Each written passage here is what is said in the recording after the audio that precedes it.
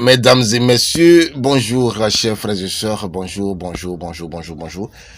Alors, suite à notre chronique intitulée Pourquoi Gbagbo n'a pas salué à Salfo, vous avez été très nombreux à réagir.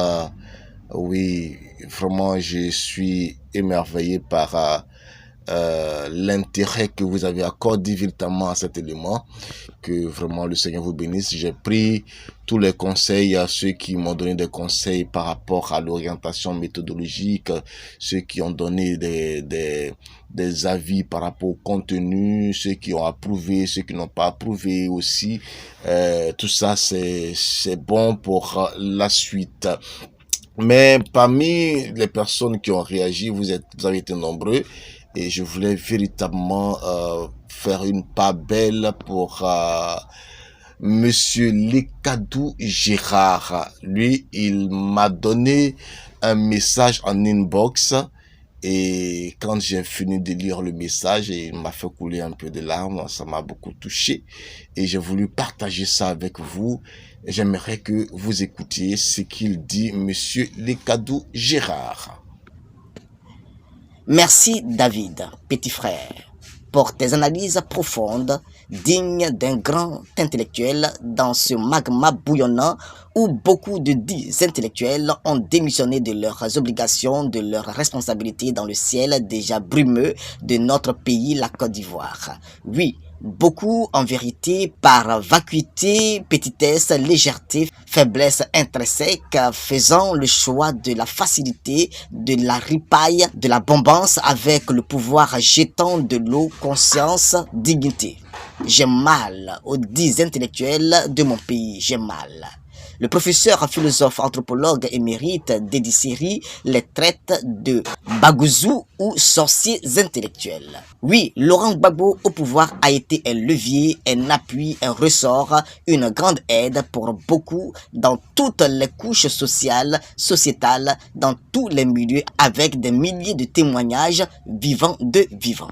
Même parmi les gens actuels au pouvoir, au RDR, RHDP, combien n'a-t-il pas aidé, commençant par leur grand chef Alassane Dramane Ouattara, lui-même, feu Ahmed Bakayoko, était un de ces bons petits. Demandez un peu à Guillaume Soro, Premier ministre et couteau du RDR, RHDP de la France-Afrique contre le président Laurent Gbagbo. Oui, demandez à Soro ce que le président Gbagbo a fait pour lui est inimaginable, incalculable, humainement parlant, et les traces indélébiles de tous les actes existent, l'histoire et le temps restant infalsifiables.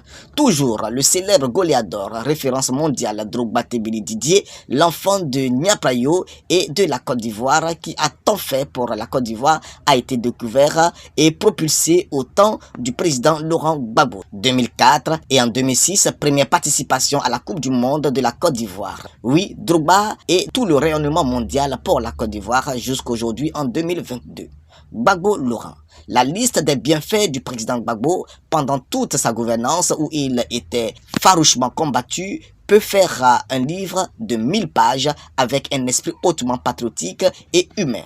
Sa main ne triait pas parmi les bénéficiaires, pour lui, tous enfants du pays. Mais le président Gbagbo Laurent reste avant tout et après tout un être humain avec ses limites humaines, surtout après 10 ans d'une unique incarcération liée à la méchanceté, à l'inhumanisme des hommes. Voici l'explication du cas à Salfo. Merci petit frère David Bédia, un homme, un grand et vrai intellectuel par ces temps brimeux en Côte d'Ivoire. Vive la Côte d'Ivoire.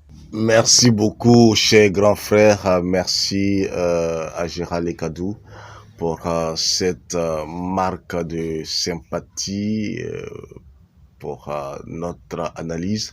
Et ça encourage. Et vraiment que Dieu vous bénisse. Merci à tous. Au-delà de lui, je dis merci à tous les internautes. N'oubliez pas de liker, de commenter, de laisser véritablement vos avis sur Canal d'Ivoire, sur l'orientation que nous devons avoir pour que véritablement vive cette chaîne et vive la Côte d'Ivoire. Soyez bénis de là où vous êtes.